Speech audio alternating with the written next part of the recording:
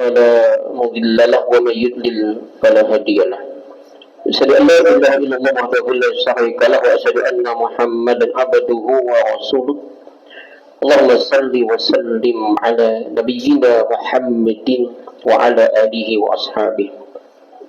قال الله تعالى: يا أيها الذين آمنوا اتقوا الله ولتنظر نفس ما قدمت لغد واتقوا الله إن الله خبير بما تعملون. وعن ابن عباس رضي الله عنهما قال: قدم النبي صلى الله عليه وسلم المدينة فرأى اليهود تصوم يوم عاشوراء فقال: ما هذا؟ قالوا: هذا يوم صالح نجى الله فيه موسى وبني إسرائيل من عدوهم فصامه موسى فقال النبي صلى الله عليه وسلم: أنا أحق بموسى منكم فصامه وأمر بصيامه. Rawahul Bukhari wa Muslim wa ba'du. Bapak Ibu jamaah salat maghrib yang dirahmati Allah Subhanahu wa taala. Alhamdulillah kita sudah di pertengahan bulan Muharram. Artinya setengah bulan kita meninggalkan setahun yang lewat dan masuk tahun yang hanyara. Pergantian tahun itu sejatinya bukan hanya angka bertambah, tapi umur kita menipis. Ajal semakin dekat. Dan itu pasti, Pak. Ajal itu makin dekat. Maka yang Allah sebutkan apa? Ya ayyuhalladzina amanu taqullaha wal tanzur nafsun ma qaddamat liqad. Lihat. Wal tanzur nafsun ma qaddamat liqad. Hendaklah setiap jiwa, setiap pribadi, setiap diri itu memperhatikan ma qaddamat, apa yang sudah dilakukan liqad sebelumnya untuk esok. Allah tidak bertanya apa rencana esok, enggak, tapi Allah bertanya apa yang sudah kalian siapkan selama setahun yang lewat, yang kadang mungkin terbulik dan tidak akan pernah kembali. Maka itulah Bapak Ibu yang dirahmati Allah, inilah yang kemudian penting kita bermuhasabah, mengevaluasi setahun yang lewat, introspeksi bagaimana sholat kita, bagaimana puasa kita, bagaimana baca Quran kita, dan yang utama juga bagaimana hubungan kita dengan sesama. Sudahkah kita meminta maaf atas kesalahan kita, dan sudahkah kita bertaubat atas dosa-dosa kita kepada Allah? Ini yang pertama. Yang kedua, saya tertarik pada peristiwa Asyura, Pak, yang sudah lewat ya. Ini sudah tanggal 14. Tapi ketika kita bicara Asyura itu, Pak, sebetulnya bukan cuma bicara puasa.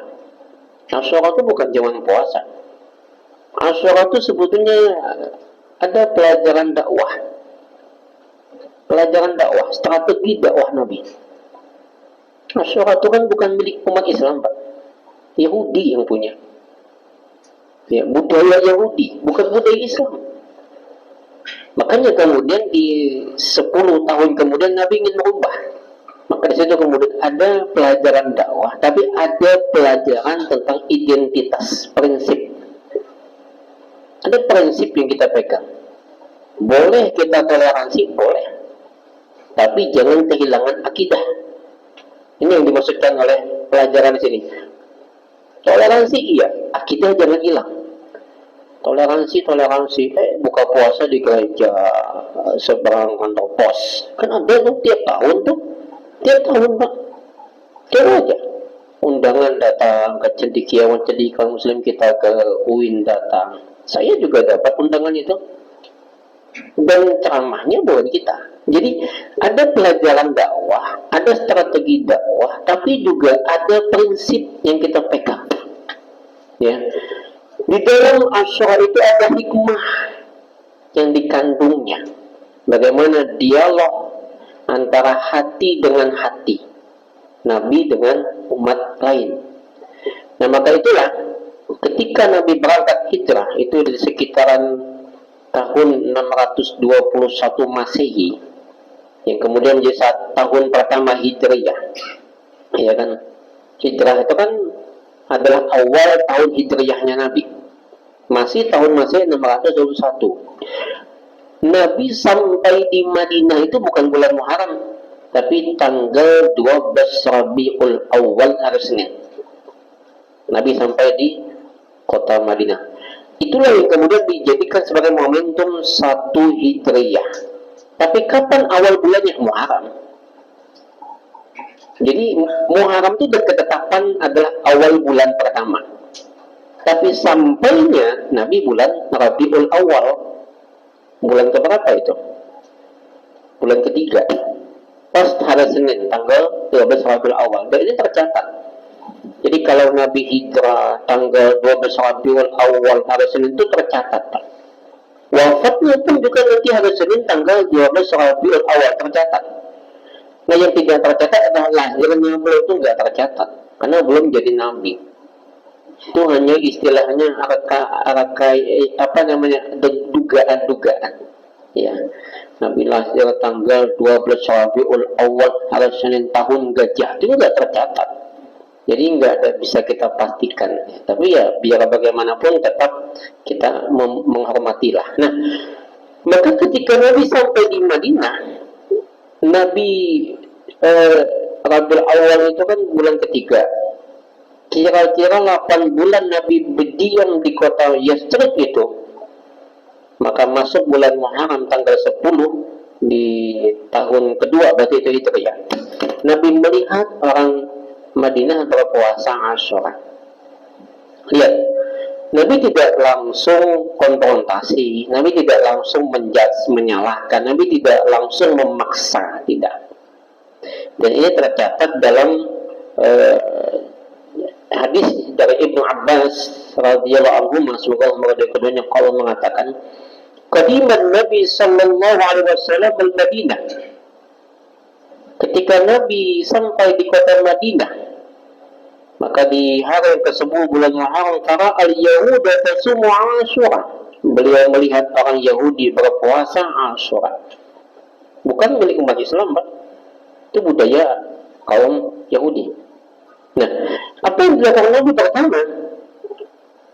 Nabi berkata, ma hadza, ini apa? Dengan lembut Nabi bertanya, ini apa?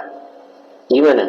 Nabi mencoba mengamati budaya setempat. Di mana bumi dipijak, istri langit dijunjung. Budaya itu dilihat. Ini yang saya katakan strategi dakwah. Siapa yang coba menyangkal bahwa Asyura bukan budaya Islam? Bukan, Pak. Budaya Yahudi. Jika ada orang mengatakan bahwa Islam punya budaya sendiri, enggak. Kita mewarisi budaya terdahulu. Tawaf itu bukan budaya Islam, tapi dirubah Nabi dengan Islamnya. Nah, inilah mungkin kita perlu melihat yang saya katakan hikmah. Ud'u ila sabili rabbika bil hikmah. Dan doa yang paling banyak bahasa adalah dengan hikmah, ternyata dengan bijaksana. Ya. Nah, itu kemudian Nabi melihat itu, apa kata Nabi? Ma hadza, apa ini? Apa yang kita tangkap, Pak? Nabi mencoba mengamat-amati dulu. Nabi mencoba melihat lingkungan dulu. Nabi memetakan dahulu peta dakwah. Dan kalau kita baca peta dakwah di kota Yathrib itu, kaum Yahudi adalah kaum terbesar dengan jumlah penduduk terbanyak. Yang pertama, itu kalau kita hitung di sensus penduduknya, kalau dulu memang ada sensus misalnya ya, itu lebih kurang antara 3.500 sampai 4.000 kakak. Yang kedua, itu kaum Nasrani yang terbanyak, Pak. Kaum Nasrani. Ketiga, itu kaum Majus yang penyembah api. Ini budayanya dari Iran awalnya. Persia. Yang keempat, kaum pagan. Penyembah batu, penyembah berhala. Itu kaum pagan. Nah, kita umat yang paling sedikit datang dari Mekah. Nabi mengamati dulu lingkungan. Beberapa bulan Nabi amati, Nabi lihat. Nah, ketika itu Nabi bertanya kepada mereka, apa sih ini? kalian puasa nih. Kenapa puasa? Ini bahasa yang santun. Coba kalau kita begitu Pak, ada kawan kita sopnya agak renggang, jangan langsung dimarahin. Langsung ini kadang pian setan masuk, tanya dulu Pak kenapa Pak pian merenggang. Ayo dekat-dekat, aku batis sakit. Nah berarti alasannya batis yang sakit, nggak bisa. Kan ada orang tua yang kakinya sakit Pak, nggak bisa merapatkan. Itu saya pernah ketemu. Apalagi kalau beliau asam urat misalnya, kalau kena kesentuh kaki kawan tuh sakit Pak. Itu ada tuh yang saya ketemu. Maka kita tidak bisa paksa. Lagian kalau kita belajar fikih ada maqasid, karena di fikih itu berkembang, dia tidak statis, dia dinamis, dia berkembang sesuai dengan azminah wa amkinah, sesuai dengan zamannya, waktunya, wal ahwal, keadaannya, wal niyah, dorongannya, wal awaid, adat istiadat. Itu fikih. Contoh, saya kemarin diminta salah satu narasumber di beberapa universitas kesehatan ya, di UMB sama di Abdi Persada tentang khitan perempuan. Khitan perempuan itu kan wajib dalam mazhab Syafi'i. Nah, ketika saya coba cari dalilnya, ternyata nggak ada dalil yang qat'i secara eksplisit perintah tentang khitan. Yang ada hanyalah dalil yang istidlal. Atau istidlal apa? Istidlal begini. Ada sesuatu ingin kita hukumkan, maka kita cari hukumnya. Itu istidlal namanya. Jadi Quran nggak ada. Yang ada di hadis. Hadis yang paling kuat menyuruh untuk khitan perempuan adalah hadisnya Ummu Atiyah. Tapi Ummu Atiyah sendiri hadisnya dhaif. Itu pun ketika Ummu Atiyah datang ke Nabi, ya Rasulullah, ada seorang perempuan Madinah. Lihat, ada seorang perempuan Madinah di khitan. Artinya khitan itu sudah ada sebelumnya. Bukan tradisi Islam, sudah ada sebelumnya. Kalau yang Quran itu kan gini, inna auhaynaka, sesungguhnya kami wahyukan kepadamu hai Muhammad, anittabi millata Ibrahim hanifah, untuk ikut kepada millahnya Ibrahim. Nah ini kan dalilnya ini umum, ikut millah Ibrahim, dan Ibrahim kan bukan khitan. Khitannya perempuan itu sudah ada semenjak sebelum Islam datang. Maka kata Nabi jangan berlebihan. Itu menunjukkan bahwa ada regulasi yang ingin dilakukan Nabi, bahwa jangan berlebihan. Ada banyak lagi, ada hadis yang sahih. Idzal taqal khitanain, ketika bertemu dua khitan. Itu kan hadis yang sahih kan? Maka wajiblah dia mandi. Itu hanya menyebutkan tentang ketemunya dua khitan Nabi untuk menghilangkan bahasa vulgar. Artinya apa? Hubungan suami istri. Karena dulu yang namanya perempuan adalah khitan. Ya, tapi hadis ini tidak eksplisit perintah kepada perempuan untuk berkhitan. Nah, kemudian ada lagi hadis Jadi ada beberapa hadis yang sahih tapi tidak menyuruh langsung. Ada hadis yang menyuruh langsung tapi hadisnya dhaif. Maka kemudian kesimpulan hukum yang mewajibkan itu cuma Imam Syafi'i. Imam Hanafi itu menyebutkan bahwa hukumnya cuma makrumah, artinya sangat dimuliakan. Imam Malik menyebutkan sunnah, tidak wajib, sunnah. Imam Ahmad bin Hanbal hampir sama dengan Imam Syafi'i tapi tidak sekeras Imam Syafi'i. Nah lalu agama Islam ini sebetulnya berjalan seiring dengan sains. Coba perhatikan sains. Nah ternyata dalam sains hari ini memang perempuan itu kalau sampai dijahit segala macam itu merusak. Ada trauma, ada trauma psikologis, akan merusak produksi. Maka Syekh Adi Al-Jumu'ah justru mengharamkan. Dalam Ifta mengharamkan. Mesir. Ya. Kemudian Kementerian Kesehatan juga, Fatwa MUI juga mulai memfatwakan tidak ada lagi khitan bagi perempuan. Nah itu satu kondisi bahwa hukum itu bisa berubah sesuai dengan maqasid. Ada yang mengatakan waktu itu bahwa kalau perempuan nggak dikhitan libidonya tinggi, nggak ditemukan dalam sains. Jadi kita harus seiring dengan sains, Pak. Karena Quran itu sesuai dengan sains, teknologi. Nah, sehingga kemudian saya bilang bahwa kita perlu lagi untuk mengkaji lebih jauh. Artinya, kalau di wadah kita, kalau ulun ambil jalan tengah, langsung dikatakan tidak boleh, susah. Karena peninian kita memaksa. Wajib nih, kada kau di ngawati hitam. Karena dalilnya, kalau laki-laki jelas wajib, Pak. Laki-laki jelas wajib. Karena di sana ada kesehatan. Kan kalau laki-laki dipotong sedikit kulitnya, bukan potong sebagian, ya kan, untuk kesehatan. Kalau perempuan nggak ada kaitan di situ.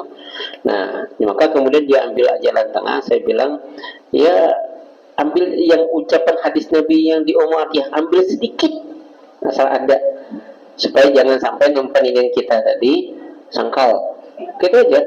Jadi kita tidak sampai menghukumkan haram, tidak. Kalau Syekh Ali Al-Jumah menghukumkan haram sudah. Nah, itu kan perkembangan kita. Sama gini, Pak. Kita ribut kadang-kadang bagaimana dalam fikihnya salat melibas orang lagi berjalan melibas orang salat. Di dalam salat jamaah, sutra itu adalah imam. Sehingga kalau yang batal wudhu, boleh melewati orang salat. Tidak boleh yang batal itu begadang aja kan orang salat, nggak boleh dilewati. Boleh. Cuman adat kita adalah kalau ulun biasa misalnya kalau batal itu berjalan menyisir di belakang makmum supaya jangan di tengah berjalan. Umpama memang di tengah juga karena kondisi yang ujur secara syar'i boleh. Karena ada yang ujur syar'i boleh, ya. Nah, di Arab sana maginya di dibas di apa-apanya dan diangkatnya itu kalau sembahyang di mana tuh diangkatinya. Jadi jangan kita sampai agak kasar sama orang di ini. Jadi bijaksana lah kita melihat kondisi. Nah, Bapak Ibu baik. Maka Nabi bertanya, ini apa sih? Kira-kira boleh nggak tahu ini apa? Maka apa kata saya Yahudi? Ada yaumun soleh. Ini hari yang baik. Nabi itu kan lembut ngomongnya, bahasanya santun, orangnya tegas tapi santun, dihormati. Kenapa? Nabi mampu mendamaikan kaum Aus dan kaum Khazraj yang 300 lebih tahunnya berperang aja. Berdiri sana nih. Kaum Aus itu dengan Khazraj itu berdiri sana, Pak. Perang aja. Makanya kita bangga Indonesia dengan ribuan suku tidak dari sana. Sana satu suku aja. Satu keturunan tapi ribu aja terus. Kita bangga, Pak. Nah, Nabi bisa mendamaikan. Jadi dihormatin. Nah, ditambah lagi pertanyaan Nabi lembut, jawab mereka juga lembut. Karena bahasa itu perlu di ini juga, Pak, bahasa kita. Kalau dalam dakwah itu, apa kata mereka? Ini hari yang baik. Najallahu fihi Musa wa bani Israel min aduwwihim. Allah selamatkan Nabi Musa dan bani Israel dari musuh-musuh mereka. Apa yang diambil Nabi, Pak, dari cerita ini? Oh, Nabi ketemu titik temu. Lihat, kalau kita mau menarik orang lain, cari titik temu, jangan perbedaan. Kalau kita mencari perbedaan, kita akan bertengkar terus, Pak. Ya, kita nggak akan pernah maju. Umat Islam ini selalu bertengkar. Kenapa? Kita mencari perbedaan. Yang merusak kita itu apa? Politik. Merusak tuh. Dalam ini sejak mulai zaman awal-awal Islam itu, politik itu merusak. Cerita Husain bin Ali bin Abi Thalib yang terbunuh di Karbala, itu kan kemudian ditipu tuh.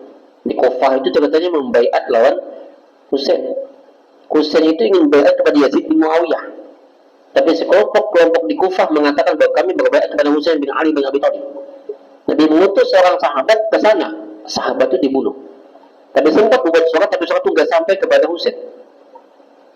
Nah, sesampai di Kufah, Yazid dapat berita bahwa Husain mau berontak. Maka Yazid perintahkan Ubaidillah bin Ziyad. Ubaidillah bin Ziyad. Ini kan polemik Ubaidillah, ini kan kelompok yang kemudian jadi ramai. Ubaidillah bin Ziyad lah yang kemudian memimpin pasukan untuk membunuh Husain. Itu yang kemudian kalau sekelompok kawan-kawan yang tidak mengakui habaib. Tidak mungkin ada keturunan Husain itu menjadikan nama cucunya Ubaidillah. Kan nggak mungkin nih. Membunuh abah nama orang ini membunuh Kuitan nih, tiba-tiba anak ulun membunuh nama ini, itu tidak mungkin. Nah itu kemudian polemik nasab yang hari ini. Tapi kita nggak usah ikut campur polemik nasab mereka. Bagi saya gini, yang namanya Habib itu ada. Siapa dia? Orang yang menjalankan sunnah Nabi. Kul in kuntum tuhibbunallaha fattabi'uni. Itu Habib. Persoalan dia adalah nasab kata mursidin mumpat sunnah Nabi, berarti itu Habib. Kan gitu. Umpamanya mengaku bisa ibu juga kan mengaku menjalankan sunnah Nabi, tapi biar keturunan namun dia kada membuat sunnah Nabi, bukan Habib. Kan gitu. Jadi kita kalau sampai campur apa soal polemik nasab. Tapi yang jelas secara logika kita, kalau yang membunuh beliau adalah Husain, tidak mungkin Ubaidillah, tidak mungkin anak keturunan itu namanya Ubaidillah, itu nggak mungkin. Jamin Pak, 100% nggak mungkin nama anak keturunan itu Ubaidillah, karena dia membunuh kakeknya, yang nggak mungkin. Nah baik Bapak Ibu yang dirahmati Allah, maka Nabi SAW kemudian melihat titik temu di sana. Maka kalau dalam dakwah cari titik temu. Di mana titik temunya antara kaum Yahudi, kaum Nasrani, kan punya Nasrani juga nih, dan kita umat Islam, Nabi Musa. Nah ini titik temu. Jangan cari perbedaan. Kita kalau perbedaan nggak ketemu. Ada yang sholatnya begini, ada yang begini, ada yang di atas dada, ada yang di bawah dada, di bawah pusat, ada yang begini, nggak ketemu. Kalau kita suka itu bid'ah ini bid'ah, nggak akan ketemu. Coba kita cari secara damai, cari titik temu. Oh dia sholat, mending dia sholat dulu pelan-pelan kita dekatin, kita adu dalil misalnya, tapi jangan kayak madu dalil, tanya baik-baik, Pak ini tadi ulun lihat misalnya pian kok sembahyangnya begini misalnya, kan ada orang sholat begini. Iya saya ketemu itu ketika saya berangkat ke Tanah Bumbu dulu waktu mau ini subuh Pak, subuh ada imam sholatnya begini, Allahu Akbar. Saya nggak ketemu nih Pak, dia sudah ketemu. Kalau ini ada, begini ada, yang ini nggak ketemu. Apalagi yang ada dalilnya, ini yang nggak ada dalil kan. Maka ulun betapa nusitin, mohon maaf Pak Haji, bolehlah ulun bertakun. Nah, sidin boleh aja. Ulun tadi melihat pian pasnya takbiratul ihram itu nang kayak ini. Ini kira-kira ulun kah nang salah kah? Kayak apakah? Kalau ulun salah tolong bujurakan. Namun ulun pang nang kayak ini pang jangan ulun kan pian kenapa nang kayak ini. Nah, sidin itu tuh yang disebut dengan hakikatnya. Hakikat sidin hanya cerita panjang lebar. Nah di situ kemudian kita melihat nih kawal kan ada dibawa berdiskusi. Nah ini kan kalau dibawa diskusi itu mulai nemu hakikat sudah ada tangan lu kan bahwa karena kita tidak bisa mendebat orang yang kayak apapun, apa istilahnya lah. Kalau bahasa saya begini, ada satu kisah. Keledai ini harimau berkelahi, berwal. Ini kisah waktu kita dulu masih kecil. Karena dulu dongeng kelinci, kancil, dan buaya. Ada dongeng tentang harimau dengan keledai. Ujar harimau, rumput tuh hijau. Ujar keledai, habang. Berulalah antara harimau dan keledai. Itu sama buan pian lawan antara bintara. Kalah pian. Kayak apa aja pian melawan orang yang pintar kalah. Mungkin anak pintar jangan dilawani. Mungkin melawani sama, ada pintar aja. Maka datanglah lapor ke rajanya, singa. Ingat kalau dahulu pelajaran waktu kita SD. Ujar singa, ujar keledai, lawan singa, raja, keledai aja, keledai kan. Ujar ulun, raja yang namanya rumput tuh, abang, ini harimau ini mengakas hijau, maka abang. Kayak apa menurut pian? Ya raja nang bujur tuh keledai. Nang salah tuh harimau. Jadi kenapa hukum harimau? Protes harimau sudah itu kan sih kalau ada humor. Jadi harimau kenapa maka aku yang dihukum?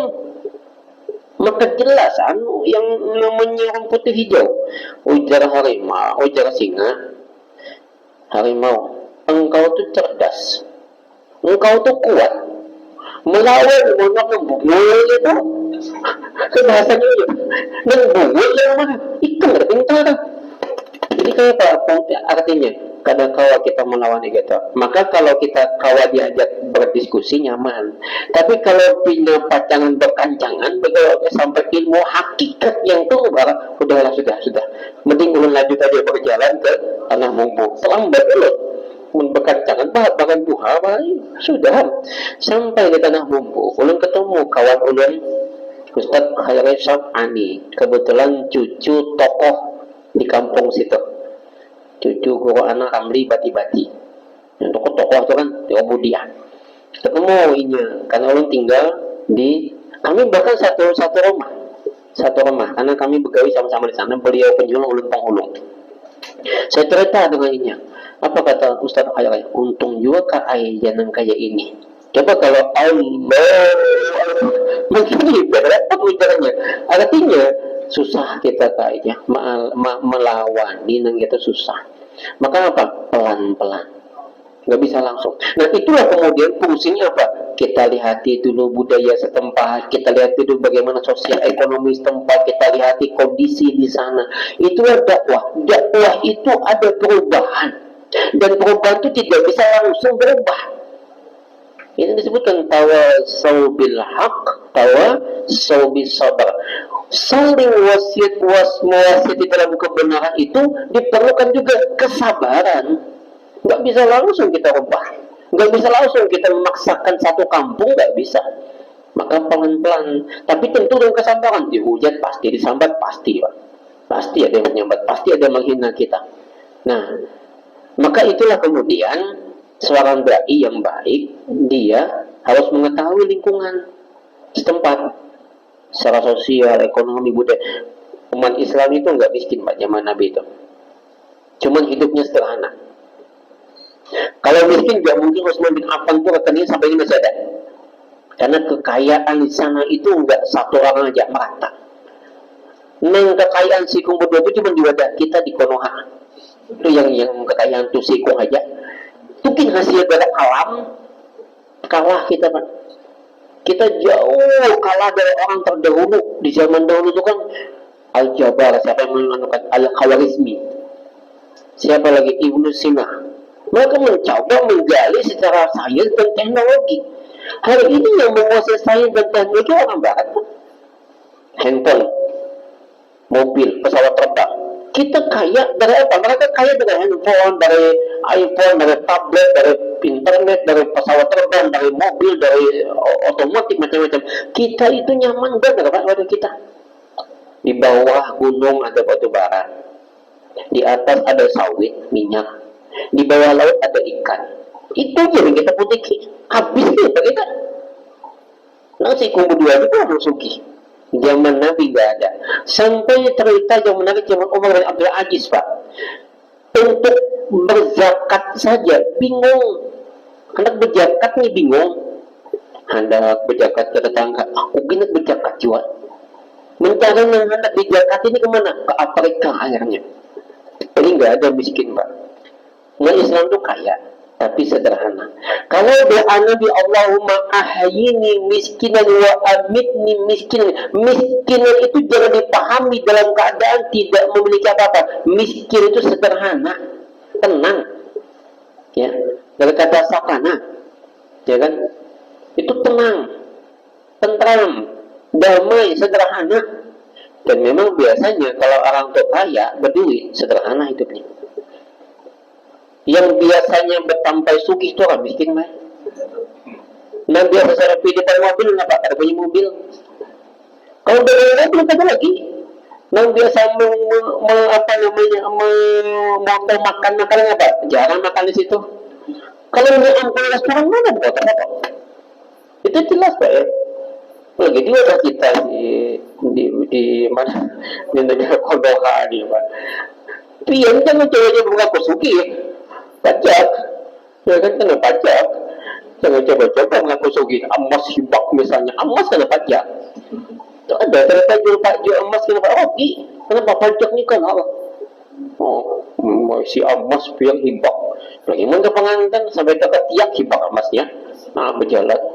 Isuk tersilahu. Tapi pinjam beratan.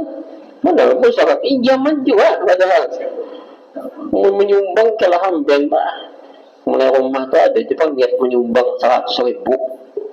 Di jalan tuh dikira dah banyak kan 150 aja gitu, 50 sampai ke masjid sudah 60 banyak, 20 gitu, 20 sembahyang Allah Akbar, pikir pulang pun 20 kawan gampang, 10 aja deh, 10 sampai jalan di muka kepikiran 5.000 tebel berapa, 2.000 dibuat yang di belakang dia menggawil. Nah Bapak menjulung duit 100.000 dibuat lagi ke dalam baru tahu yang di belakang ini gawil serabutan orang menyewa kadang ada bayar ketunda.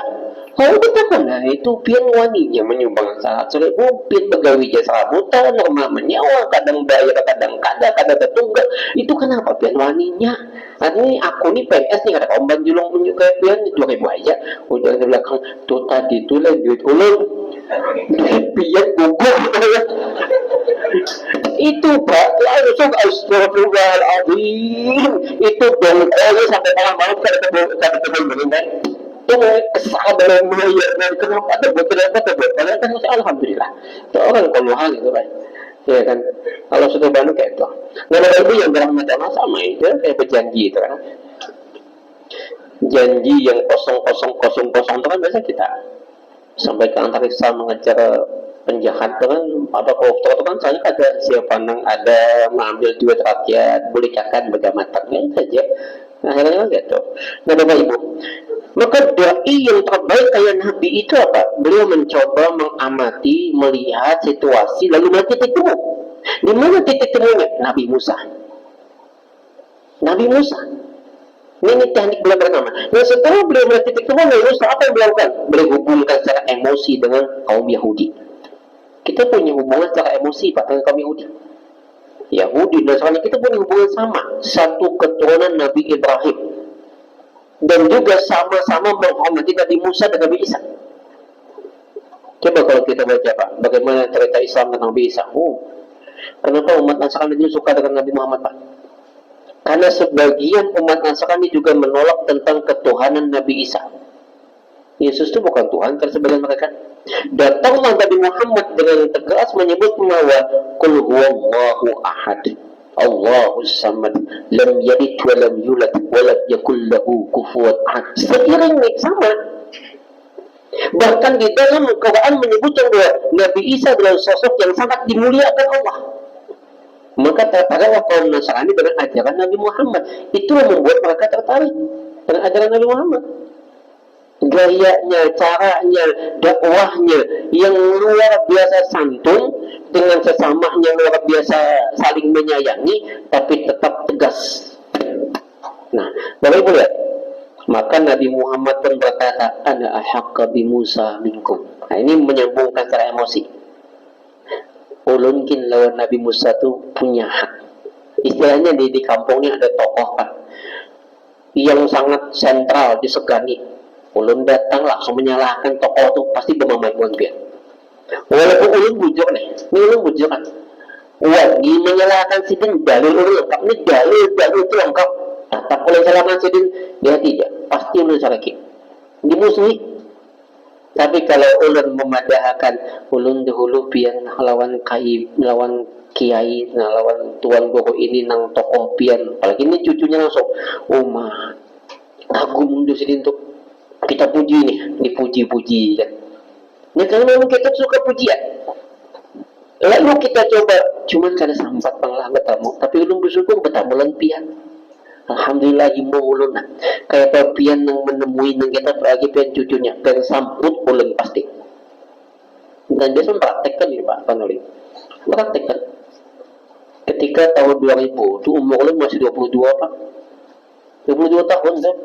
Anu mana kan? Istilah orang itu, wani-wani mau ada juga aja kan.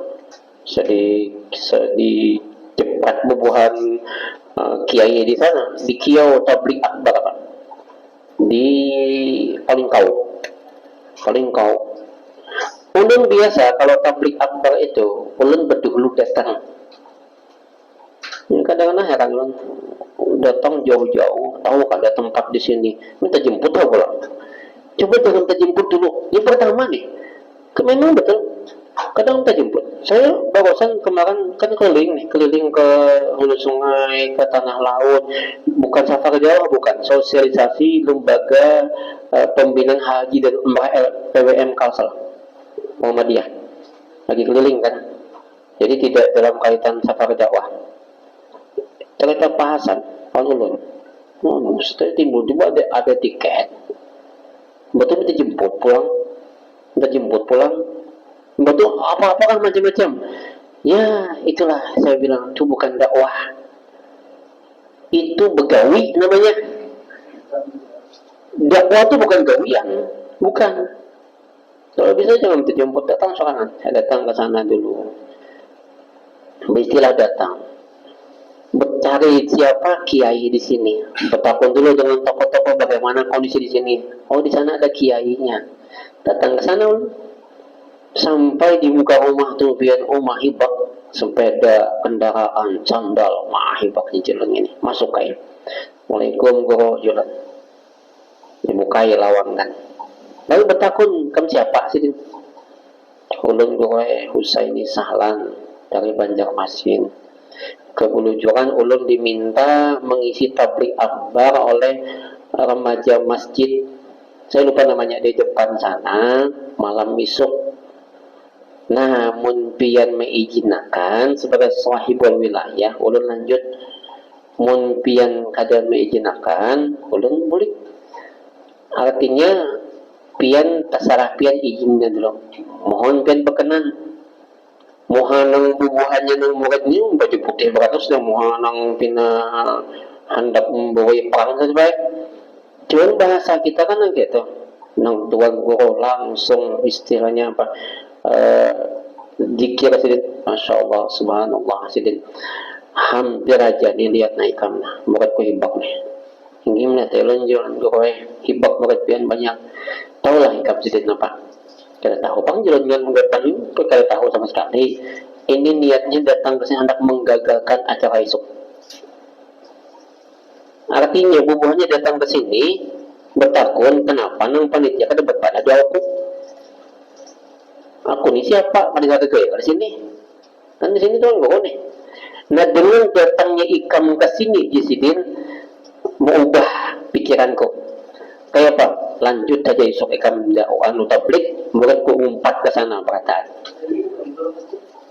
Mulai saat itu Pak, di Palingkau sampai ke mana Mendumai, sampai ke Dadahu, itu bila ulun ceramah, Sidin mumpati.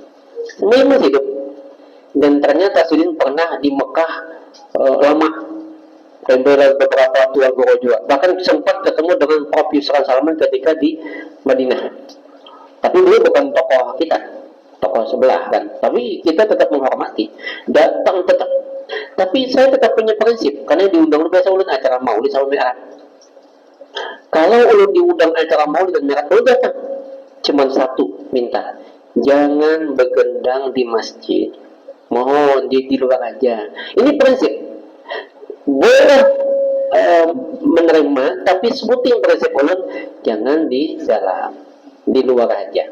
Dan alhamdulillah disetujui dan luar biasanya apa? Bila di kampung itu memang yang ramai itu di luar, atau di dalam. Ramai di luar, berjualan ramai juga kan, nembak ramai juga. Jadi ramai di luar. Dan himbau bubuhannya. Nah itu prinsip dakwah. Mumbuhannya kada aku pun sudah terjadi. Tahu lah digawin je loh sama hadang-hadang dan gitu begitu ya hanya mungkin 2 tahun 3 tahun yang kada lagi dikiau ke sana karena tokohnya meninggal. Yang biasa mengiau itu seorang tokoh murid Sidin Juan yang biasa mengiau. Nah kalau Sidin kan ujung kada punya apa-apa lagi. Cuma bila ulun datang Sidin pasakan mengumpati, mengawal istilahnya mengawal. Saking hiburnya Sidin Pak. Artinya apa? Di satu kampung itu ada kiai, muliakan kiai di sana. Jangan kita kiai di tempat dulu dimuliakan. Kenapa? Yang paling utama di kampung kita, yang mengajarkan kita baca Quran macam-macam, salat macam-macam itu kiai di kampung itu dulu dimuliakan sebelum orang jauh. Ini kan orang jauh Sidin dulu dimuliakan. Nah, Bapak Ibu yang dirahmati Allah. Singkat kisah. Perjalanan waktu setahun 2 tahun Nabi perintahkan puasa Asyura atau panah wajib sampai turun perintah puasa Ramadan. Maka ketika datang pada puasa Ramadan, maka Nabi perintahkan bahwasanya lam yuktab alaikum siyamah, tidak lagi diwajibkan kalian berpuasa. Tetapi wa ana saim, tapi aku tetap puasa. Paman sya'a sauma, siapa nak hendak silakan puasa, wa man sya'a taraka, siapa nak silakan tinggalkan puasa. Nah itu Nusitin. Tapi sahabat tetap ada yang berkata, ya Rasulullah, innahu yawman tu'azimu Yahuda wan Nasara. Itu hari yang diagungkan oleh Yahudi dan Nasrani. Terus sampaikan hingga sampai pada tahun ke-9 Hijriah. Datang sahabat lagi, ini dari Ibnu Abbas ya, sekelompok sahabat datang.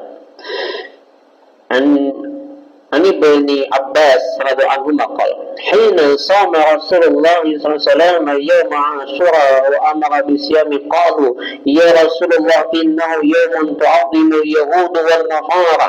Nah lihat, ini kan sahabat-sahabat datang lagi pas Nabi puasa, Nabi lagi puasa Asyura, datang sahabat, ya Rasulullah, sesungguhnya ini hari yang dimuliakan oleh Yahudi dan Nasrani. Apa kata Nabi? Idza kana al-'amul muqbil sumnal yawma tasi'. Lihat, sudah kuat, sudah besar kita, sudah ya walaupun sudah semua muslim, masih ada orang Yahudi, tapi Yahudi yang ikut di sana patuh dengan Nabi. Mana buktinya patuh orang Yahudi dengan Nabi? Dalam perang Badar tidak semua orang Islam, ada orang Yahudi ikut berperang membela Nabi bahkan terbunuh. Ada orang Yahudi ikut berperang membela Nabi bahkan terbunuh. Artinya apa? Walaupun dia belum Islam, tapi dia tetap memuliakan Nabi Muhammad. Hanya belum mendapat hidayah. Dan itu kan zaman Nabi ada. Nah maka Nabi sudah besar, sudah kuat. Kita punya prinsip. Prinsipnya apa? Bahwa kita berbeda dengan kaum Yahudi. Sehingga Nabi mengatakan, idza kana al-'amul muqbil, jika tahun dihadap nanti sumna yawma tasi', kita akan berpuasa di hari yang ke-9. Artinya tahun depan kada lagi Asyura, tapi Taswa. Cuman falam ya'ti al-'amul muqbil, belum datang tahun dihadap, belum datang, ini kan Muharram nih. Kemudian Safar, ini mulai sakit dah. Sakit yang bekas racun di perang Khaybar 7 tahun yang lewat.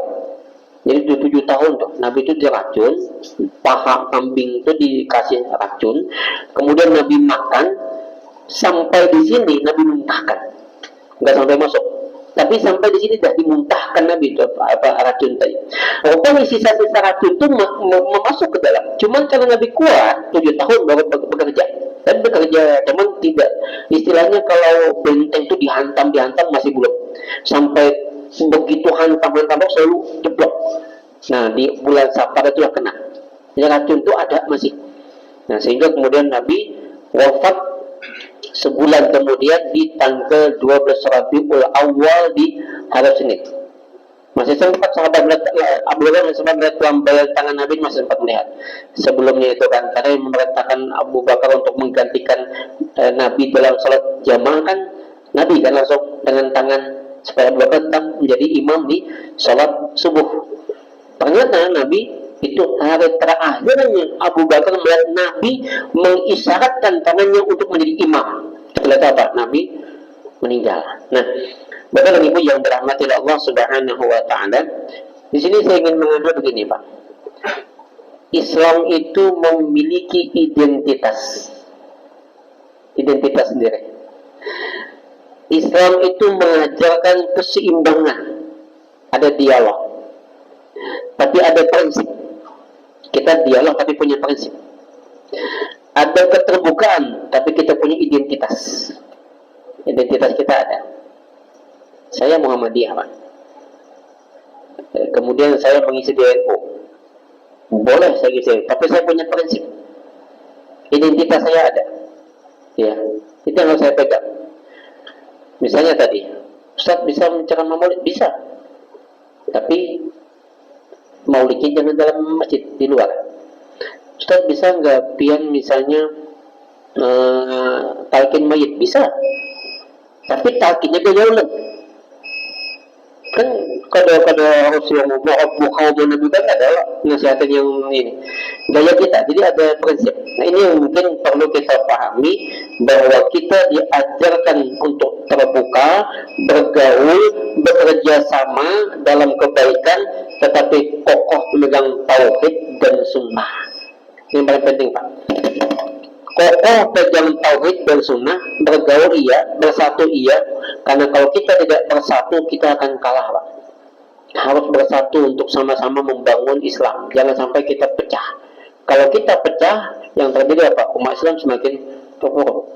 Jangan sampai hari ini umat Islam itu setiap tahun itu 2 juta per tahun umat Islam yang murtad. Karena kita itu selalu ya macam-macam lah hal-hal yang tidak diinginkan lah. Setiap tahun itu hasil riset Kementerian Agama dan MUI. Setiap tahun itu ada 2 juta dengan berbagai macam cara. Cara mereka tuh ya ada hamilisasi, atau dihamilin dulu. Yang kedua kawinisasi, dikawinin dulu.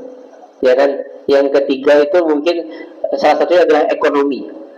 Ya kalau mau sugih segala macam dikasih apa-apa, nah masuk agama dia. Yang keempat cara mereka juga bagus.